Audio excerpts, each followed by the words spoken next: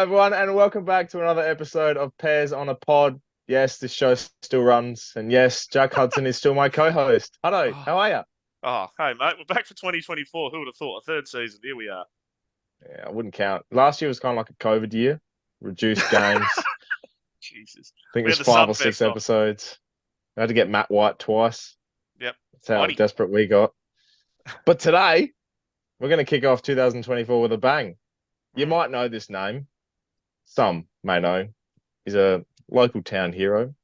Played 255 games, 549 goals. I speak of the Premiership captain, and yes, the man himself, Warren Gary Tredrea. Treaders, welcome to Pez on a Pod.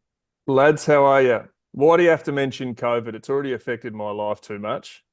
We're off to a flyer. We're off God, to a flyer. you blokes have been hounding me for 6 months to come on. I finally agree, and this is what I cop first up. Well, bring it on.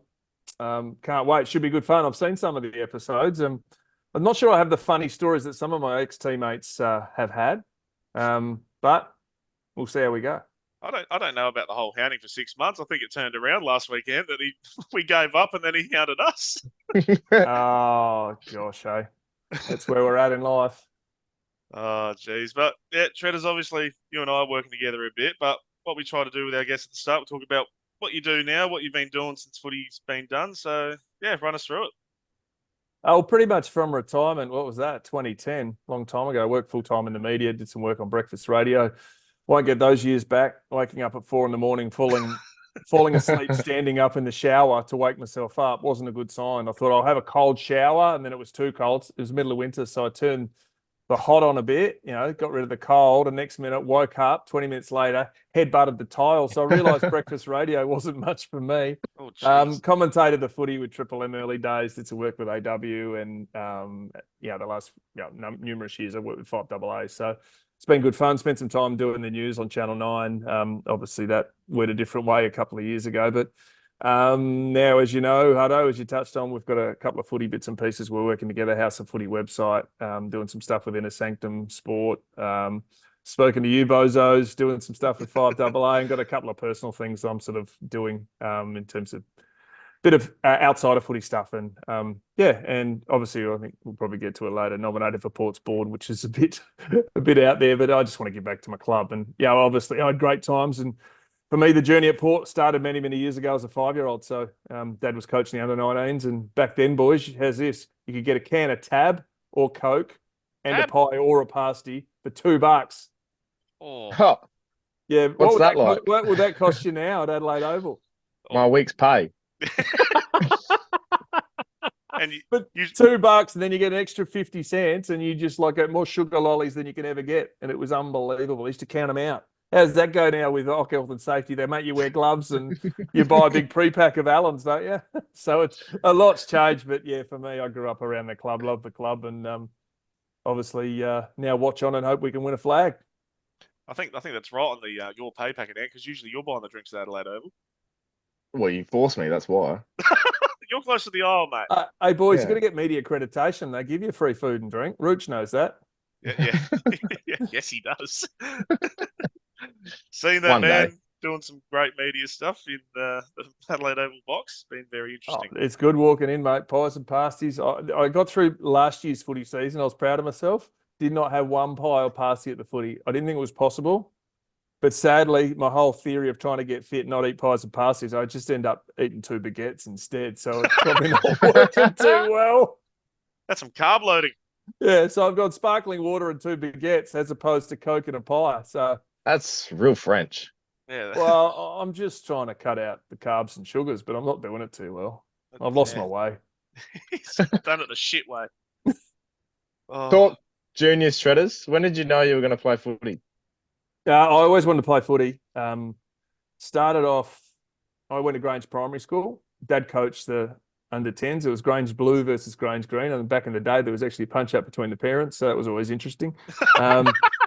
Then went to St. Michael's, played junior footy there through to first 18. And around that time, all my mates went off the Eagles. But because Dad played, 69 games at Port after coming from Collingwood, I was eligible for father-son. Back then, a father-son rule to go out of your zone was just one game. So think soon after it went to 100 games. But for me, I was always a Port kid, Port boy. And, I go back to, it's more of a lifestyle thing. I mentioned when it was 5, or roundabouts then, early 80s, I think it was, 83, 84.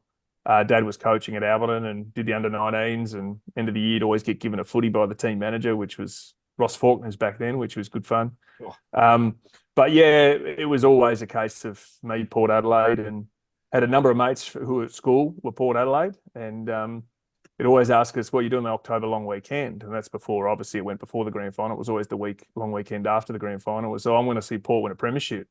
But when I was growing up and I was going through those years of sort of year 7, year 8 through to sort of year 12, Port won 88, 89, 90, right? 92, 94, 95. And then I was lucky enough as a 17-year-old to play in 96. So when we said I was going to watch Port win another grand final, it wasn't actually wrong. I think I only missed 2 in about 9 years. It was unbelievable. Jeez, that's like the opposite of my high schooling, Ant. Through my high school, like, we never made the finals. Oh, so you actually, Huddo, went to high school, did you? Oh, gee. Shock horror, yes. I graduated. Yeah. Well, You wouldn't know. Yeah, it's obviously a different time now. Obviously, AFL competition. I remember getting stopped at the gate at St. Mick's, year 7. Was it when the junior school? Was it the junior school at Beverley? And Mr. Clark, it's funny, I helped out with Jacob Surgeon last year at North Adelaide just to do some stuff to help out a mate, and did a little bit of stuff with their younger forwards and obviously the senior forwards. Once a fortnight, go to training and bits and pieces. And the guy, Mr. Clark, was a mad North Adelaide supporter. I saw him last year, but I still remember when Port was on the verge of going into the AFL in 1990, he stopped us at the gate and said, boys, my brother kept walking. What do you know about Port going in? Because he was a Northman. He was like, you can't do that. So I said, oh, yeah, we're going in and we've signed. I started Kernahan and Bradley. I started saying all the names, but that was never right. But it was an interesting time back then as a kid, fly on the wall. Dad was involved under John Carla's, one of the selectors for a period of time, was a runner before his knees gave way. But yeah, they were obviously informed a fair bit what was happening in and out of the courts back then. But as a kid, fly on the wall, I didn't know if next year we were going to support Port in the AFL playing in Adelaide Oval. It was an unbelievable time for a kid growing up in footy when Samford was at its best. Yeah, that's crazy. Actually, think about, like, I didn't even think about how it affected you as a kid. Like, but what was your experience like with the Maggies and then, like, obviously the flag? Oh, it was great growing up, because I still remember watching Scotty Hodges. I saw him kick 10 goals 5 weeks in a row. He kicked 14, I think, against South at Alberton. Right, and this is the old Alberton with the other hill on the other side, the beer drinkers' hill, which was gravel. There was always someone come a gutser there because they'd had too many drinks and fell down the hill. Now those areas are now partially the Port Club, and now the new Alan Scott headquarters, now MG Excellence Centre. And I think the club's going to announce soonish, obviously the redevelopment. So a lot changed then, but Hodges kicking 14 in a game on Nigel Smart. I was just like, wow. Then we go back to Social Club. And I saw his back there. He used to do donations, so he walked out with 1,500 cash. Jeez, played well, unbelievable. But yeah, and then going through the period of time where in the Till Cup, I played Till Cup footy with a couple of close mates. It was Tom Carr, who played in the Port Maggies Premiership, was on the AFL list for the Power to start with. Tom Evans, Paul Evans, the same, and who else? Peter Burgoyne. Michael Wilson was a bit older, but there were a heap of guys that we were paid to stay out of the draft. So we played Till Cup. It was under 17s. We were all Australian, and a few of us got effectively a 17-year-old coming out of St. Michael's. It was like, what do you do? Well, if I can stay another year, develop, because I was a skinny wingman who played all Australian, and then next year grew 3.5 inches and played as a small forward. So we stayed out of the draft. Best decision we ever did, because we get to play for our club we love in the home state. And 12 months on from that period, I think I played something like 8 games in the 19s, 8 games in the reserves, and the last 9 in the league, with all the guys, as I mentioned before, who played in those grand finals. Like, as part of that team, it's got a stage where Jennifer was my skipper, Delaney, Fiacci, Rowan Smith, Darren Smith, Scott Hodges. It was unbelievable. It was absolutely brilliant. And for me, he was a gobby little skinny half forward. It was a dream come true. Yeah, that 96 premiership, especially on the verge of going in 97 as well. How, for you especially, how special was that to go from Sample Premier 96 and then be on the list in the AFL in 97? Oh, it was amazing. Unlike a lot of the other guys, there was a lot of conjecture as who was going to be listed or not. We sort of knew that I had a 3-year contract. Um, and yeah, it was weird because I think 3 weeks after the grand final, and I'd played Teal Cup 2 years with Stewie Dew. I'm walking over to Jared Cotton, Stewie Dew, and Mark Conway, who were Centrals players, who are now power players, and we'd beaten them in a grand final 2 or 3 weeks earlier. So it was really different, but it was building blocks. We started the pre-season. I remember we had a family day or an open training session. Jack Carr was coach, where Nike was the sponsor. We had a pair of runners, pair of socks, pair of shorts, running shorts, a singlet, and a hat for 14 sessions a week. Jeez. Had to do a lot of washing. Well, Mum did anyway. Oh. But that's how it started. It was unbelievable. Like, and obviously everything was just new. They put stickers on blokes' names so everyone knew who they were. Because we got guys from South, from Norwood, from Sturt, from Josh Franco's from North. It came together, and it was really good times. And in the early days, after every game, it was back to the club. The club was chockers, and there was a heap of excitement, and that first showdown was unbelievable. Oh. Didn't play in it, but got dropped for it, but that's okay. We'll let that go. Geez, because you played one game first year? Yeah, I was the emergency. I go down as history as the emergency for the first ever game for Port Adelaide.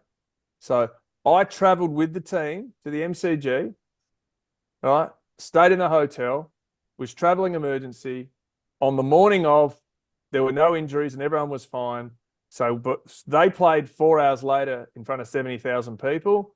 I got on the red eye, and I flew back. It was Port v Sturt at Alberton Oval. Oh, jeez. God. So don't Good worry, I love God. wearing the Prison Bars jumper, but gosh, talk about getting stitched up. I played the next week. They made changes. I came in the next week, hardly had a kick. I had 3 touches. Jack told me he was going to stick with me. Can't guarantee if I make the 20. Back then it was 21 playing. So it was a 20 or 21 playing, maybe 22 squad.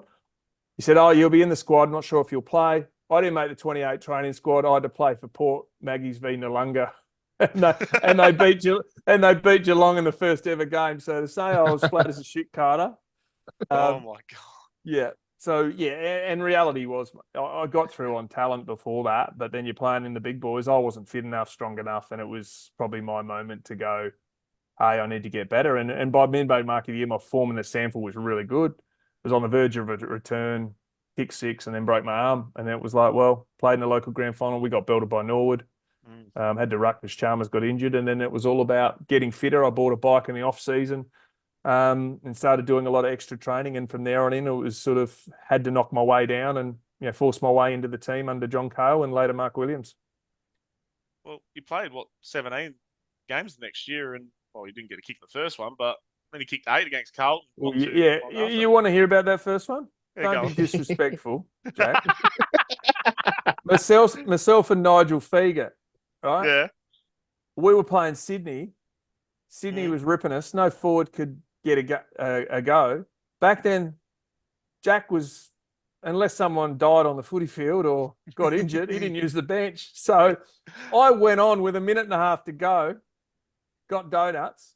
Nigel Feger went on with 2.5 minutes to go, got donuts. The positive is I still got paid. I think it was $1,500 a game. Oh, not bad. Right, back then, I was going, nice. Monday morning training. Guess what? I got my locker full of. What's that? Balfour's donuts. I'd argue I'd have $1,500 worth of donuts in my locker. So I thought, this is harsh, geez. And then I think a week later we played Hawthorn. Yep. Was it Hawthorn? Yeah, I played a quarter and kicked a couple. And that was out at Waverley. It was bloody cold. Then the week later it was a wet game at home against North Melbourne. I played a half and kicked 2 or 3, and then I reckon by the 4th game or something, I might have played Fremantle and got a full game and kicked a couple, did all right. And then I think about around my 7th game that year, 8th in total, played against Carlton, dislocated my knee, and I missed. So I effectively played every game that season that I didn't injure myself in. So, obviously missed 6 weeks, and then came back into the team, I think kicked 32 goals and was leading goal kicker or something like that. So it was sort of a breakout. And from that moment, I sort of knew I could compete at that level. It still was working in progress because I play on Djakovic and Silvani and all these guys. So I had the agility and speed on them. But if it was long down the line and I got caught wrestling, I might as well just sat down and give them the ball because I just got owned by all of them. I remember pushing Silvani going, I've got him here, I've got him. Problem is his top half moved, his bottom half didn't.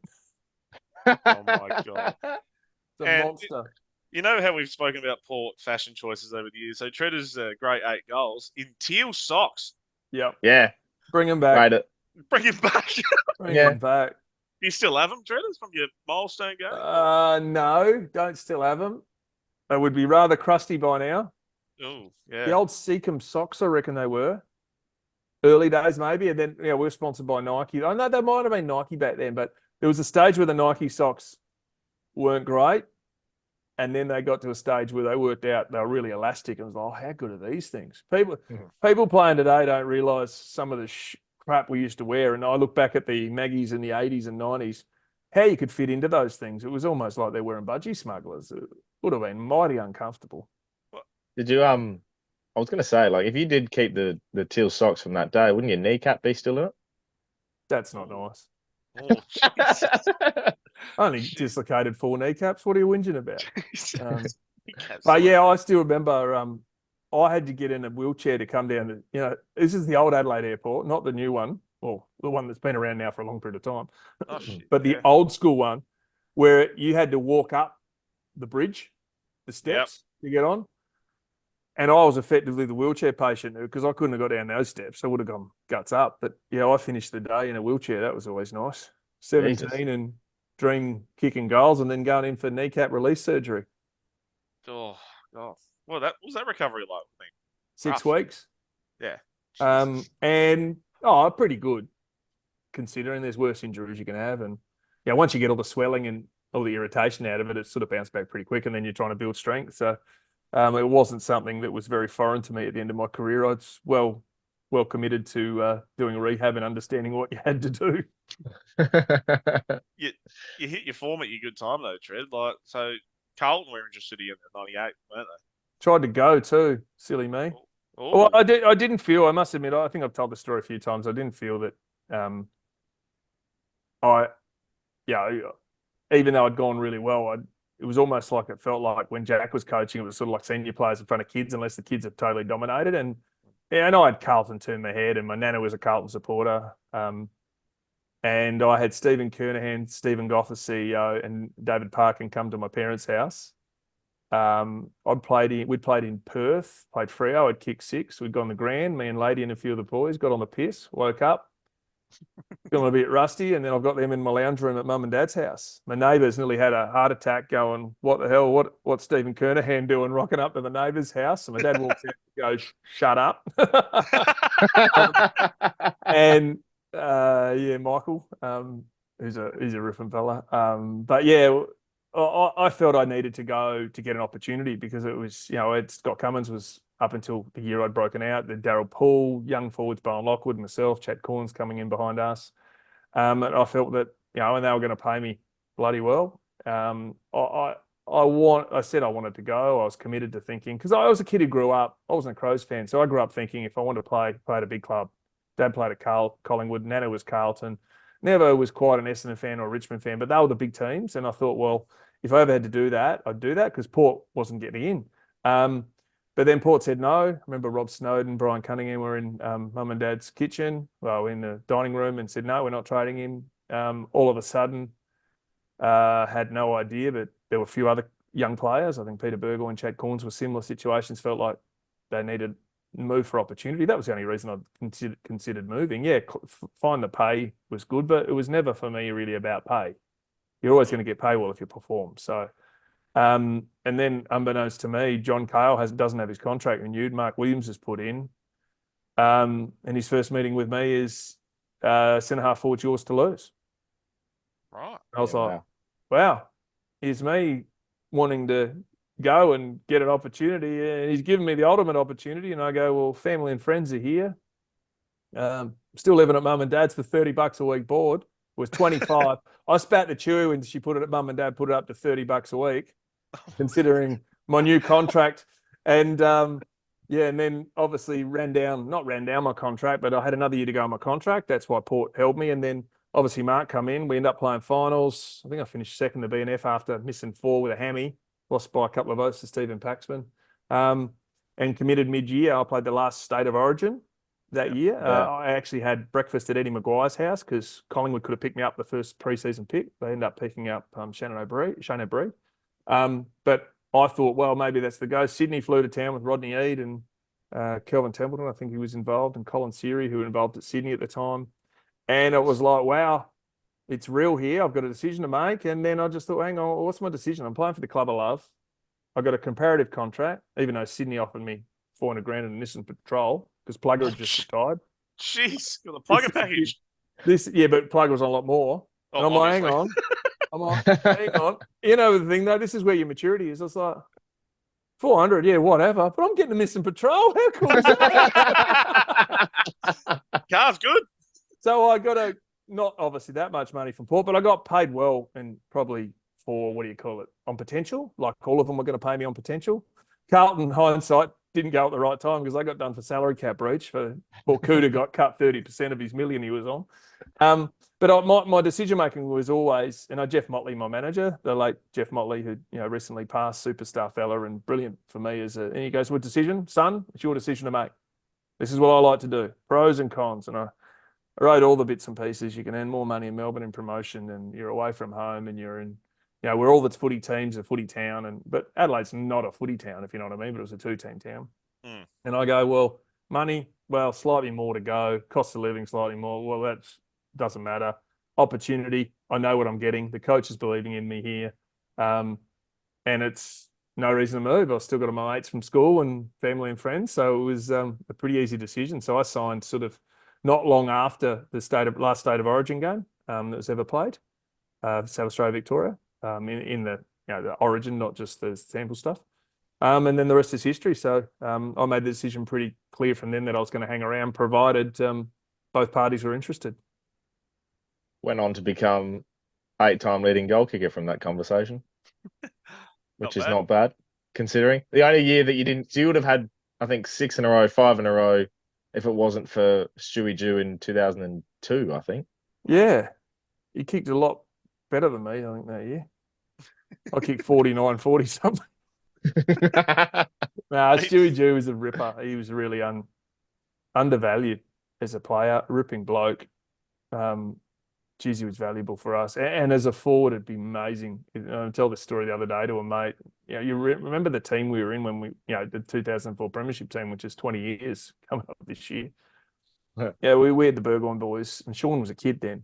Gavin, who, when he trained flat out, Gav hardly ever trained flat out. He just cruised. When he flicked, as Gav says, when he flicked the switch, he didn't make a mistake. We had Montgomery, great air assist marker, great kicker. Chad, an attacking defender. Pickett, amazing. And Stewie Jew, and Roger James, you just go there. Roger inside, phenomenal player, beautiful skills. They used to kick inside out tall before anyone else knew what they were. And for those guys, they'd just wait. You're going for a lead, and you just point to the side, and they just put it 4 meters out in front of you, and defenders couldn't do anything. They were just beautiful kicks of the footy. Throw in Schofield. These guys I've probably forgotten. Josh Carr. Choco was a massive on kicking and decision making. Even Ruckman. Brendan Lade's a phenomenal kick of the footy, left and right. So there were massive upsides to our team was just a bloody good team. And if anything, it was sort of, we worked really hard, but it was almost effortless at times how easy it was, that we're able to get results. Not easy, but you know what I mean? Like it was just everyone comes to play. It was very good. The 01 to 03 seasons, like making the finals and then not performing, how hard was it? Like accepting that, especially after 03? Yeah, well, 01 was our first real sort of roll of the dice. We lost to Brisbane, I think, and Hawthorn. John Barker kicked one from the boundary line where I don't think there was even light between the goalposts in the impossible pocket. Tony Hall pocket, which we had opportunities, didn't do it. And those other 2 years, I think we were slow starters against Collingwood. cost us by a goal. Really slow starters against Sydney the following year. End up losing by a couple of goals. And it just proved to us that things weren't 100% right. We had some discipline problems back then. And obviously getting to the 2004 year, we had Franco missing, Primus missing, who were both all Australians. We had Nick Stevens who'd left, wanted to go to Collingwood. The club sent him to Carlton. That was a line in the sand moment to say Port's not going to be stuffed with. Brent Guerra got sort of moved on for discipline reasons and went on, obviously, to St Kilda, but then amazingly at Hawthorn won a couple of flags. So we're actually one of the team with arguably less talented teams. So, they were difficult years. Didn't want to go out, didn't want to go anywhere. When you put everything into it, it's really shattering stuff. And, they say, it's water off the dock's back. It's not. And, we've seen the Port team more recently, in recent times, have those situations. And you want to hide. You don't want to because you're ashamed, not ashamed of your performance. But what doesn't kill you makes you grow, makes you stronger. So, and that was for us. And I still remember day one pre-season, Choco rolled out, this is our last roll of dice with the Eminem song, Lose Yourself. And it's from that moment you look back now and go, it was just destiny, it was going to happen. But it doesn't always feel that way. I think 6 weeks out from the finals, we lost to North Melbourne, who were a team and got belted. I think it was 80 odd points or 90 points or something. And this is a team that was top of the ladder and doing things quite comfortably. So but we just knew in ourselves that subconsciously it's probably our last roll of the dice. And history says it was, and we were successful. You went into the finals injury cloud, didn't you? No, well, carrying an injury, yeah. Yeah. I wasn't missing a game of footy. Yeah, we right, played in Darwin a couple of weeks out, and I went up against Nathan Eagleton, who's a twig, an old teammate of mine, not a big unit, right, a runner. He hip and shouldered me. I popped my AC joint. I still got a little parrot on my shoulder here, so it's sort of always never got it fixed up. Sort of pushes down. And then with me mate Rick Moniatis and the club's medical team flew back. That was Saturday night, and then I got myself up to play with a painkiller or two on the Friday night against Collingwood and had a good game, and then played the showdown and was lucky to win the showdown medal, and then played in the finals after that. So for me, once I got rid of an element of the pain, I just had to manage it then because I was still trying to do weights to keep strength, but not to irritate my shoulder. But but by that stage, there's some classic stories. I remember seeing Sarah Lade, Brendan's wife, was in tears with Choco before we had the selection on the Wednesday night, because selection used to be Thursday, but with the grand final, we travel Thursday night. And she's like, just let him play and give him a painkiller, do whatever. And I know that was a really tough time for them, but he played the last end of the year with stress fractures in his back. But anyone who watches that grand final, he kicks one from 55. Yeah. Dead-eye dick straight through the middle. So, everyone's playing with something at that time of year. And I always say too that, and this is a classic, I think I said before recording, everyone's got a story to tell. Well, that comes from Choco. So you got people who might be having personal problems, deaths in the family. Someone might be going through a divorce. Someone's kid's sick in hospital. Someone's carrying an injury. But footy's the time that once you cross the white line, there's no excuses. You're fit and you try and go and play. No one's ever fit time of the year. There's so many guys, like you look after grand finals, how many guys go in for surgery and clean outs and bits and pieces, management bits. But it is a game of playing under duress. We always talk about like the prelim and finally getting through. Talk about the qualifying final, because we've always lost the qualifying final and gone through semi, have to go the hard way. That qualifying final against Geelong, I think it was played on a Sunday? Father's Day. Yeah, Sunday. One of the rare occasions a qualifying final was on a Sunday. Yeah, that day for you, what was that like? Well, back then, this is also too, remember, like nowadays you win a home, whatever you are, top two, if you win through, you get home prelims. Back then, only one got it. So we finished top in 3 years and didn't make the most of it. So Brisbane would have been forced to play away from home. And then they did that in the 2004 year where they had to play a prelim at the MCG, because that was the MCG deal. So people want to whinge about home finals and advantages. Geez, things changed over the journey, I'll tell you. But for us, it was all about starts, because in the previous games, we didn't start well. You took it 0-2 against Collingwood, I think it was 0-3 against Sydney. We gave them 3, 4, 5 goal head starts. And for us, even against St Kilda in the prelim, we were slow. I think I said to Darryl Wakeland before the game, I said, mate, if you keep Garrick under 4, we win the game. because he'd had 96 for the year. He kicks 4 in the first 10 minutes. Thank God he did. Yeah, and then that was sort of the level. Our best finals player was Roger James. He was phenomenal in that game, and I know I kicked a couple to keep us sort of zinging along, but we were playing. The scoreboard didn't reflect how poorly we were playing, but as you say, that Geelong game, Geelong was a sort of an inexperienced team in finals then too. We always thought we had to start well, and I still remember early days. I reckon Choppy Pickett kicks the first goal. I've let out. I'm on Scarlett. Back then it was sort of matchups, so I knew that Scarlett had great speed, didn't have a great engine, so I'm running him. I'm leading up hard, thinking I'm on here for a lead, and then Pickett's just put his hand down. He bounced left hand always and kicked right foot, but he was on Brenton Sanderson, and Sanderson couldn't go with him, and Pickett's just put the afterjets on and just gone bang, done the big celebration. I thought, shit, we're off here. And we had a comfortable win. And that crowd was phenomenal, particularly because they'd seen us start so slow. Our focus was starting well, but like all these things, you can talk about starting well, training well. Eventually it turns if your mindset's enough and you're in the game in the moment. That game was wicked. That was absolutely awesome. But obviously prelim as well.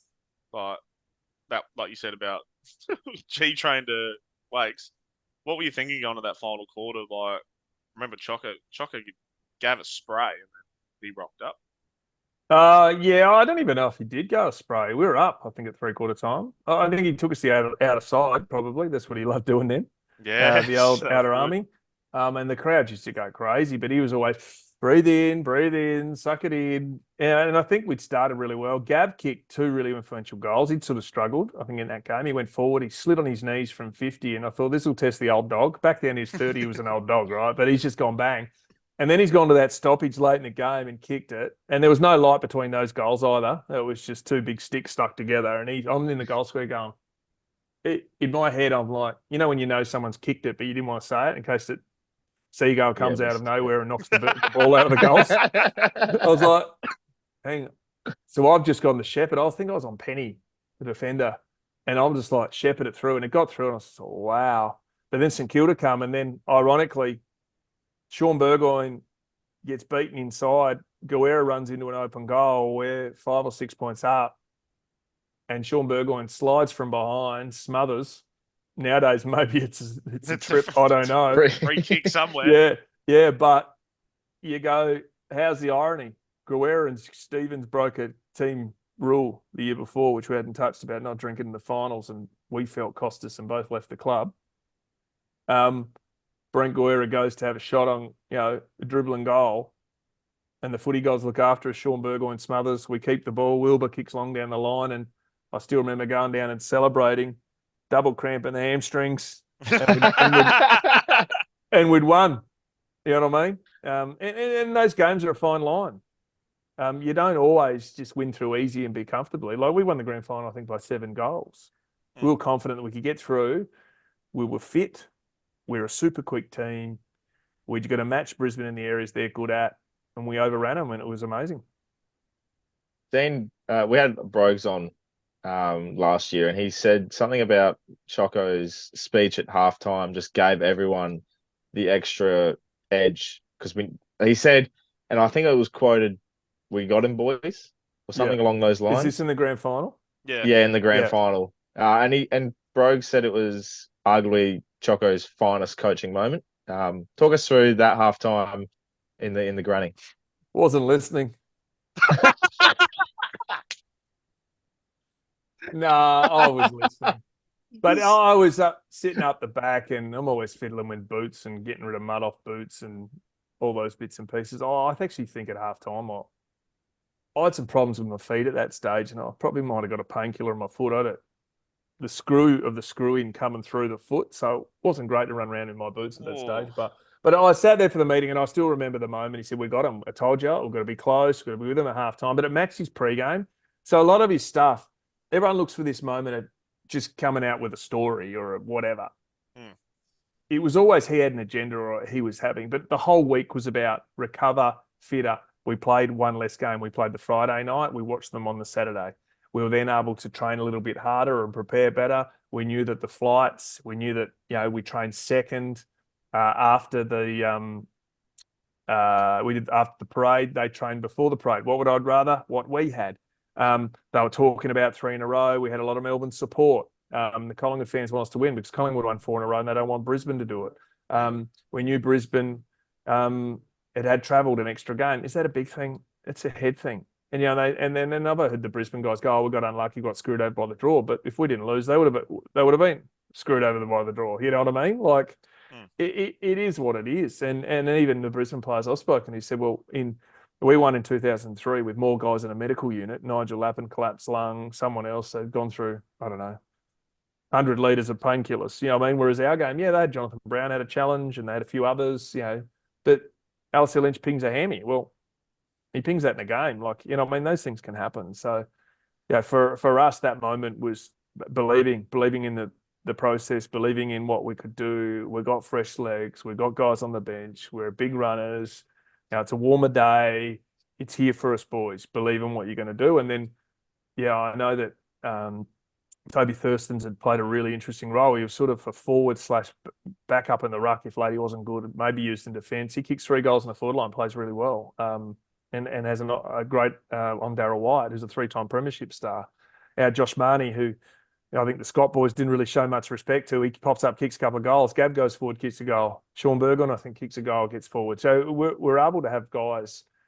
It was almost moving the magnets and keeping things going. And I still, in hindsight, remember where I think Lee Matthews said we'd seen Byron Pickett who'd struggle, and his form was struggling in the finals.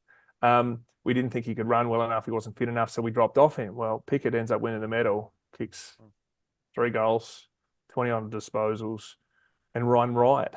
So it was a game of, our guys really standing up. And, that halftime moment, it was just, for me, it was reiterating the belief of what we've got. I was always listening to the coach, but if you get too much info, I was a player, I was a bit info overload. You sort of knew what the trends were. I'd say, as I was acting captain at the time, Matty, who's captain, was out injured, but all but 1 game for the year. Sadly, he'd hurt his knee, I think, in round 3 or something like that. Yep. But he was at every meeting. I came onto selection because I was the acting captain. So you sort of know a lot of the info, you know what I mean? So, yes, I think it was most important just to be refreshed and stay away from it. But, history says, we win and, it's amazing, 20 years on, you spec and go, how was that? Oh, it's great. And everyone who was a fan goes, how good was this? It was amazing. I knew we were going to win. I said, well, I didn't. I'm screening at Shane Brewer, who's our runner, with a minute and a half to go, thinking somehow they could beat us with 7 goals. So that was the mentality to say, you got to stay on until the siren goes. And then the siren goes and it's all disbelief. Yeah, saw that in your post game. But obviously all the fights around the ground. Where were you and all that? What's going on? What were you thinking everyone's punching each other up? Well, it was funny. I reckon the ball was down our end before we knew what was going on. But yeah, different back then. I think that was the first year where they threw like significant suspensions in for blokes who were king hitting people. I think Alistair Lynch retired with a 5-week suspension in retirement. Jonathan Brown got a heap. But yeah, it was a fiery game. And sometimes that's a little bit like marking your territory. You know what I mean? The game of that is great, but it's bluff. Like even now, they can't do anywhere near that sort of stuff. Well, not that you could then, you get suspended. You go back in the 70s, mate, or 60s, I think the police used to arrest you or charge you with assault. Back in the day, there was no tribunal. So, yeah, things have changed a lot. I think it's good that the knuckle has gone that way, but that doesn't say you can't hard and tough attack at the footy. And, it was an interesting time. But, yeah, convenient in those fights were at the other end of the ground. Yeah, that's good. Did you give Darryl Wakeland a few words post match after that? No, he was my roommate for a long period of time, Darryl. So we were both sort of pretty similar. Sort of eat our pasta, get our massage, be sensible, not play too many pranks on anyone, and keep your nose out of trouble. There was always some shenanigans and stupidity going on, but yeah, I think Darryl's idea was he knew what had happened. But there was interesting history going on at that stage because Darryl and Shane, obviously Shane, his twin, was at Collingwood at the time. And Martin Pike had ripped both of them. Pike, he's a loose unit, so he'd something like they both sleep with the light on together or something like that. But then, because they both played on Alistair Lynch, it was amazing just sitting there quietly. Because sometimes I'd play on Shane early days, and then it was Prestia Como. So it was like, hey, go, mate, yeah, good.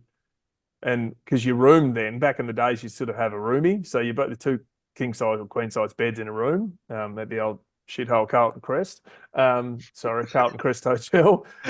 Many years later, you end up seeing your players able to get their own rooms, and it's very, very different then. But it was all sort of, but yeah, Shane and Darryl would always catch up, come in, they're super close and still are to this day.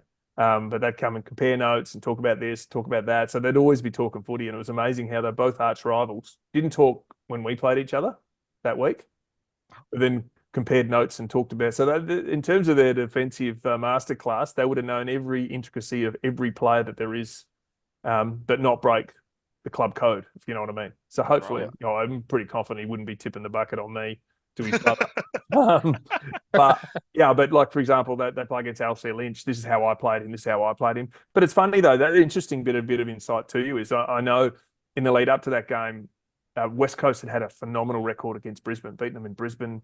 Their speed had really worried them. And I know Choco and John Worsfold sort of got on and shared a bit of notes and, those sorts of things too. Because it's funny, in that journey, we'd always comfortably beaten Adelaide in a period of time, right?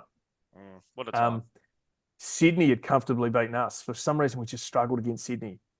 But Adelaide had pumped Sydney. How does that work? Well, that's just how it happens. You know what I mean? Yep.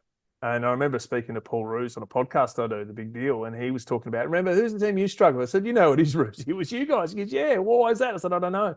He goes, but you beat Adelaide, and they couldn't beat you at the time, but we couldn't beat them.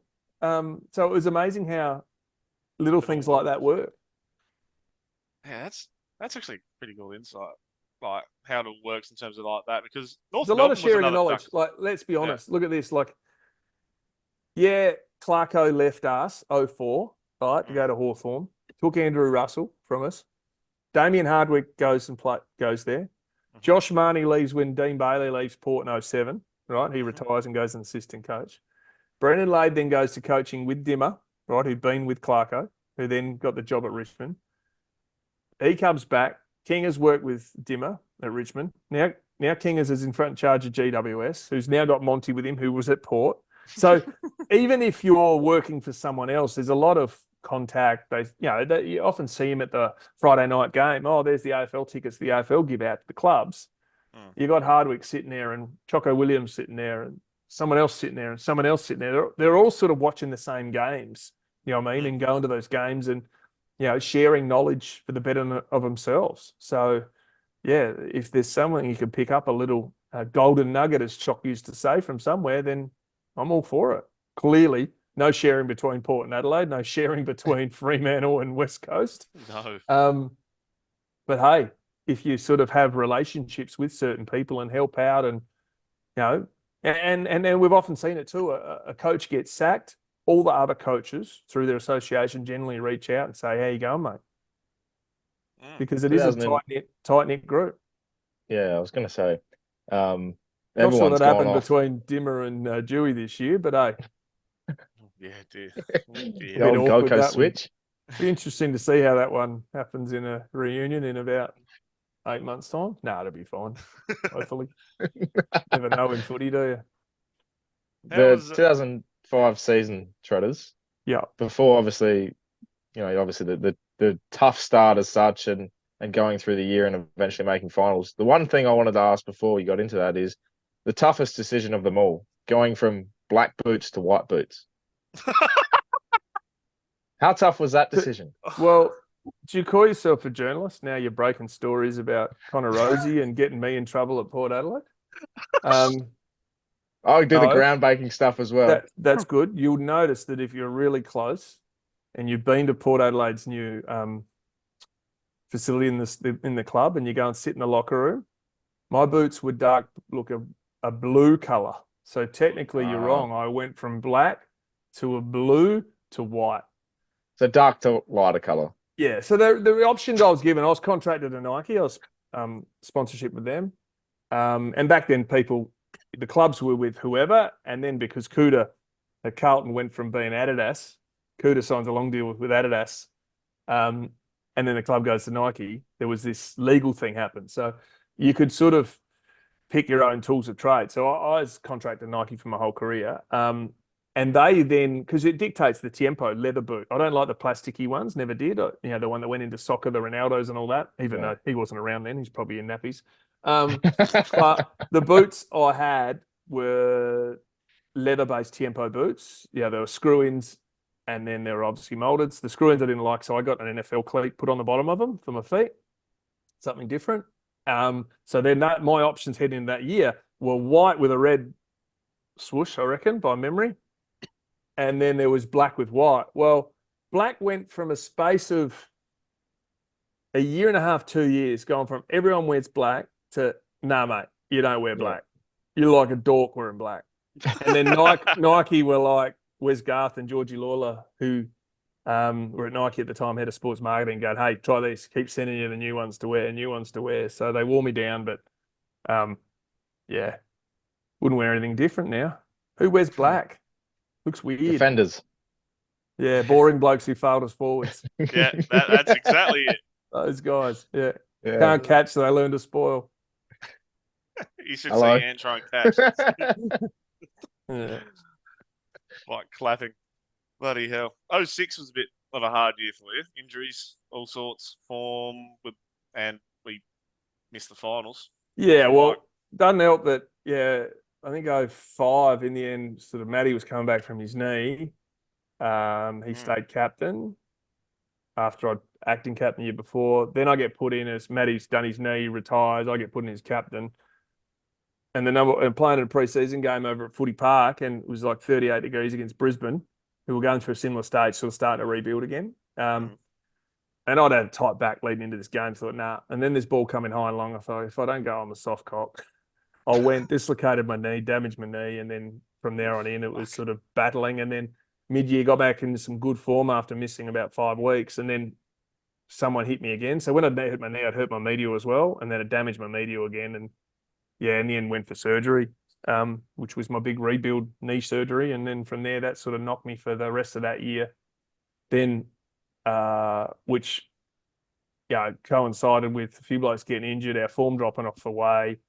But then because of that, we got some opportunities at the start of the draft. And then that draft at the end of 06 year was the Boat draft, the Westhoff draft, the Robbie Gray draft. Not bad. I had a slow start to the next year, came back after a few rounds. I think we played in Perth and had a big wing against Freo. And then I was still a few weeks away, played a game in the sample, did really well, came in a shootout, did okay. But then I was sort of battling soreness and all that. But in the meantime, we'd sort of hanging in as my knee was starting to get a little bit better. And then it was all about post-surgery, just building strength and confidence in it. But we're at a stage where young Brett Ebert had come in and played really well. Salopek had started playing well. Surgeon had come and played that small back pocket role, replacing sort of, I think, Matty Bishop at the time, and those types of defenders who'd been in that premiership era had retired.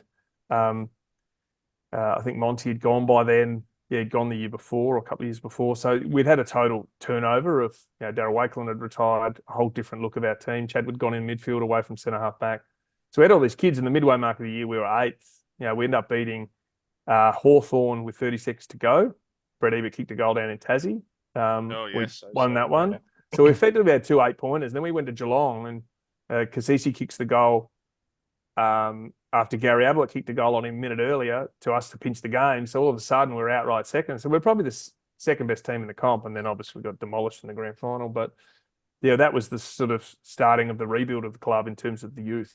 And obviously the finances and that sort of stuff really started to hurt going forward. Yeah, we like talking about that Geelong game a bit, Ant. Like we've had Dom's version, we've had Tommy Logan's version, we've had Sau's version, Serge's version. Where were you, Treaders, when the goal went through? I was on the bench. So because we started doing so heavily compared to my old bench with Jack Carlton playing me all but played a whole 90 seconds of footy in my second ever game. We were part of rotation. I think I kicked a couple of goals. I played a Matty Egan that year, and then he was All-Australian, and then I think he busted his foot, hardly ever played again. I remember seeing the vision going, Dom got blocked off the ball, Ablett kicks a goal, everyone's kissing Ablett's butt, and he's a superstar, don't get me wrong. But then it was almost like the footy karma bus got Geelong because Ablett then doesn't pick up Kasisi in a stoppage about 30 seconds later, and then we pinch it and win. So Yeah, I was on the bench, and then at that stage, they weren't going get on there. It was just like we'd come off rotations, and it was like get everyone behind. Back then, we parked the bus behind the ball and won. So there was no 6-6-6. That was just out there, park the bus and hope they can kick a goal. But that was a big win. But we built a lot of confidence from that. We played West Coast in a final, the Ben Cousins Success Life night. We had a big win that night. My daughter, first child, was born that week. So everything was, head was spinning, week off, played a trial a week off, then belted North Melbourne. That's when I did a bow to the crowd, which wasn't smart. But there was a Mexican wave going around at 3/4 time, and we were 80 points up against North Melbourne. It was like, wow. And then the week after, things didn't work so well. We got absolutely pummeled. We had our chances early to sort of settle, but we're a young, jumpy team, didn't take our opportunities. And I took 2 bows in 2 weeks. I was about to say that. Chapman jumped on me. I thought, Tom Harley, here I go. I'm going to get into his back, push him under the ball, and everyone's up the ground and a kick in. I'm a chance here to roll on and kick the ball in long, and I can score here, thinking still positively, and got him under the ball. Next minute, I feel this body hit me, and I was like, oh no. And I ended up on the Hungry Jack's ad with no royalties. Should hit up the NBL now. Oh, mate. Yeah. Good grief. That was, not a fun day. But no, it wasn't. And then at halftime, I think we were 4 or 5 goals. We've got to start well. And Scarlett, who I'd had many duels with and I get on quite well with, but you guys are effed in my head. Oh, yeah, no worries. In my head, I thought, oh, yeah, we are. Because they'd gone from 5 goals at halftime to if you start well, because the pressure, everyone forgets how much pressure. Geelong had won for 40 years or 50 years. Bobby Davis was in the media then, the media guy going, oh, we're going to do it. And everyone's excited and all these sorts of things. But they were really nervous at the pre-grand final stuff, like a stage that they were just excuses, jittery. And I was quite comfortable because, one, we hadn't expected to be there. We knew a number of guys who, I look at the team, the Dom was there, myself, Chad, Kane, Daryl, who else was there? Lady, Brogues. There was a number of guys who won the flag before. So it was sort of, we've got the confidence. And with the young, vibrant kids, the pace and the new guys that had come on and played their roles. Pettigrew, another guy, those types of guys. And then you go, wow, here we go. Chaplin, I think. But yeah, it sort of got from bad to worse. We had a few jumpy moments as a team. Didn't take opportunities, drop marks, 10 out, 20 out in front of goal, stuff that can take the pressure on, set shots that missed, players, as Choco says, soft efforts. You use another word, but I won't say that. But yeah, and it just sort of snowballed. And yeah, we got absolutely pummeled. The blokes kept having a crack, but it just didn't work out.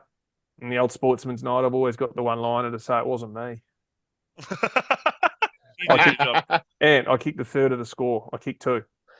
Yeah, I got very rarely I kick a third of the score. Yeah, no, it was one of those days to forget. It was a tough one. It was a tough one. There was a game, I think was it the pre-season in 2008? We actually played Geelong again, I think. It wasn't round 1, it was a pre-season in 08. We played them really early on, round 1, but we played St Kilda pre-season and they were a team that just gone to Ross Lyon and we dominated that year in the pre-season. Because it's funny, this is the interesting bit.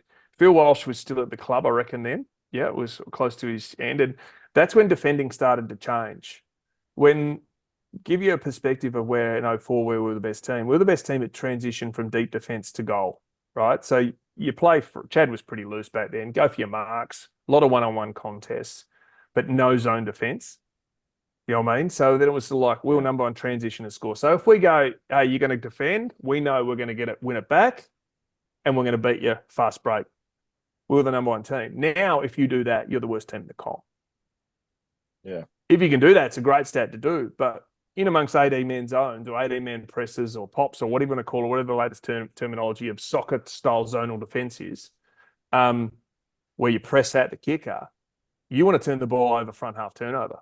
So it's a total different transition. But we started that as a team. And I remember Phil Walsh presented it to us, and it was hard work because you got some blokes who were just waiting because you used to wait and force people to kick who weren't great kicks. But this didn't allow that. This was press at them hard, and force them to do a decision under pressure.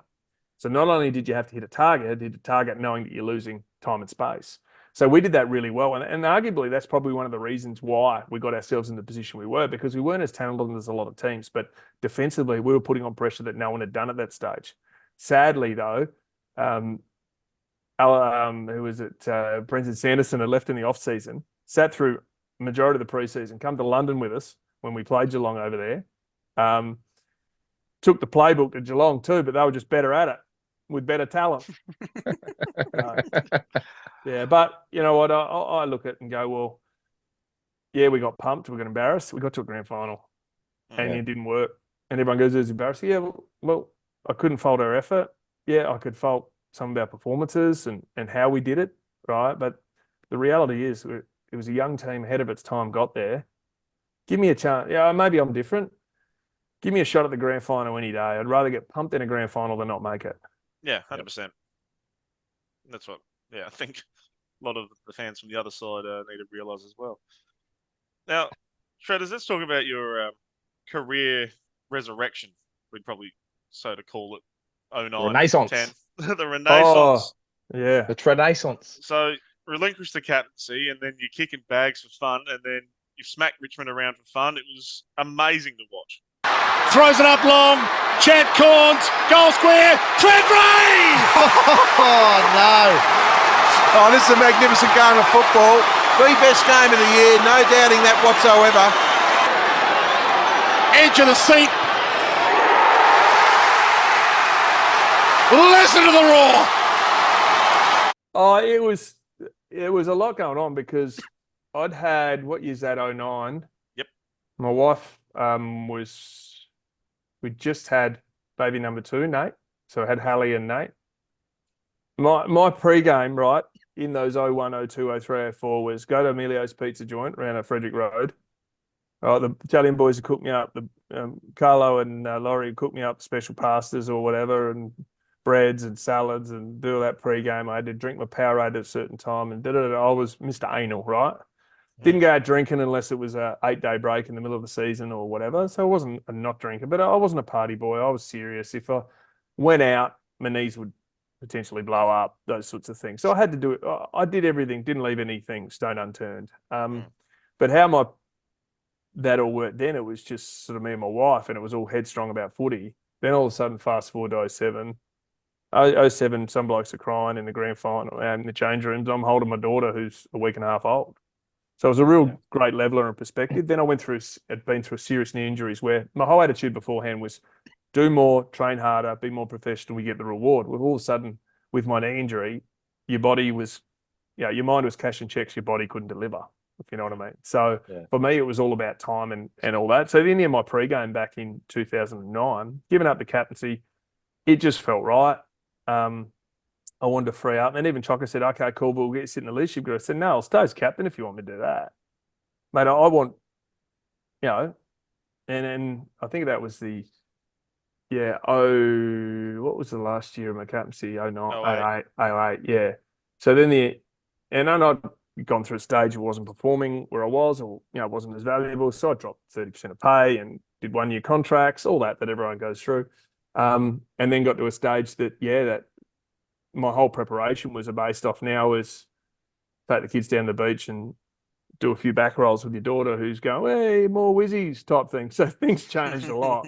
And by not being captain, not being and I can't do things in halves. So it's almost about, all right, if I'm going to be captain, I'm doing everything.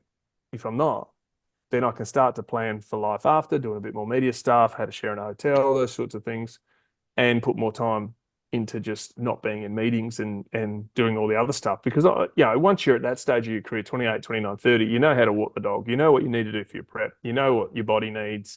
You've all the tricks of rehab and what works in your routine. You become a creature of habit because it works. But, for me, it was just a mental release of not having to do that. And if anything, the pressure and shackles were off. I got the old number 16 back, and then all of a sudden form built. And then there were some big games, as you mentioned, the Richmond game, but to win the best and fairest, kick 50 goals. It was a little bit of a case of, hey, I'm not done yet. And that's where you sort of feel a little positive, because, at that stage, people had just written you off. He's not what he was. He didn't. And I hadn't been. But all of a sudden, I was dominating games again, and people was like, "Oh, yeah, well, it was amazing watching the about faces." Yeah, I never wrote him off. Yeah, I've written them down. You did. Your dog. No. Yeah. How'd your convo go with Piercy? Going, I come on. didn't. No, I didn't Oh. have the combo. He wanted to keep it. Peter Roadpool ranked the footy manager. Oh, And wow. what you boys are mad Port boys. What happens now? Who's captain? Yeah, well, Rosie. Rosie's Yeah, there. and their number's vacant now. Yeah. What happened? Did they make that mistake back then? Mm. So, because Primus retired in the number 1, I went there. Piercy come off the rookie list. I think he'd won the Rising Star with pick 41 or number 41. He got 16. Yep. He wanted to keep it. And I think he tried to make some play that all the young kids are now wearing 16. And Rhodey was going, well, yeah, well, they're only wearing 16 because Tredera's had it before you. No, I think he was joking. But Peter Rhodes, he goes, we had a meeting. And I was like, well, what's this about? I said, man, I've just been captain. I've given up captaincy, like, for the next evolution. What's going on? Well, I can't wear the number. I've worn 170 odd times and the grand final. Piercy goes, oh, yeah, but I've taken it. I said, and Peter Rhodes goes, I'm going to make a decision. And I said to Rhodey, he sort of looked at me funny. I thought, decision? Is this a decision? Like, Piercy's played for 3 years, and I get he wants it, but like I'm the last few years of my career, it'll be available maybe 1 or 2 years. But I think that was Rhodey's way, the footy manager, of saying, Piercy, here's your chance to hand it over before it's taken off you. Oh, jeez. So Piercy went. I think Piercy went to number 6. I think from that stage. Yep. Did he go number 6? Yep. Yeah, I think he might go number 6. Yeah, which it was awkward, but I think then no one had planned. When I'd stepped up in the 06 year, it wasn't thought of. So it was like, oh, that's available, grab it. Whereas now what they do is temporarily retire it for us. Boki's number 10 wasn't worn for a number of years because of that. Tom Jonas is number 42, which everyone's rushing to grab. Yeah. Treaders 09, before we get into your last year in 2010, 09, we wore the Flash Guernsey. Yeah. What Huddo likes to call the Dolphin, the 2 Dolphins. What was your thoughts on those? Because I reckon it was a great 2 Guernsey. Dolphins? That's what Huddo reckons they look like. Look at the Guernsey, it looks like 2 dolphins getting it on, Treads. What colour is it? It was the white one with the weird lightning bolt that had the teal back. The one that Tom Logan took the mark on you. Where you were that one. taking a bow again. That was another one. I thought I was a red hot chance to take a mark. But in the end, I was the Tom Harley from the grand final. I thought, I'm all right here. I've got shoved. Luke Hodges shoved me, and then Tom Logan jumped on his head. And at that stage, I turned around. I thought, shit, he's up high. And I think I ripped into Hodges. Any chance you can play on your man, mate? Jeez. Yeah. But that was a good day, that. At the G, we belted the reigning premiers. I think they were obviously having a few internal struggles to get their form back from 08. But, what were they, teal socks, white socks? I didn't mind that. People hated it. Geez, we wore a One Planet Teal comp. The kids did back in the day. In the end, the club got rid of that home premiership Guernsey, which I understand why they did it to go the current Guernsey, and I like the current Guernsey, but part of me says, I don't know, I think they'll roll out I assume, 20-year anniversary premiership Guernsey we wore against Brisbane at some stage this year, I assume. I hope so.